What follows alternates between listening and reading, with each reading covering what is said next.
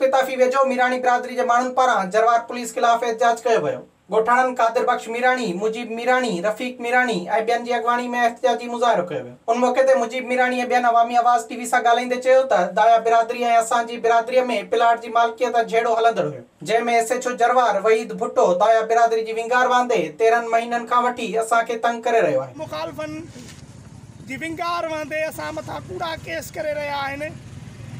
असां मुतालबो था कयूं वसवट SHO जरवार खे हटायो वञे। SP खां मुतालबो आहे, IG खां, DIG खां, CM खां, जेके बि वस वारा आहिनि त इन करप्ट SHO खे हटाए असां सां इंसाफ़ कयो वञे। पोयनि 18 महीननि खां इहो SHO साॻियो हिते मुक़ररु आहे, इन खे हटाए वञे। असांजो SP साहिब खां, IG सिंध खां मुतालबो आहे।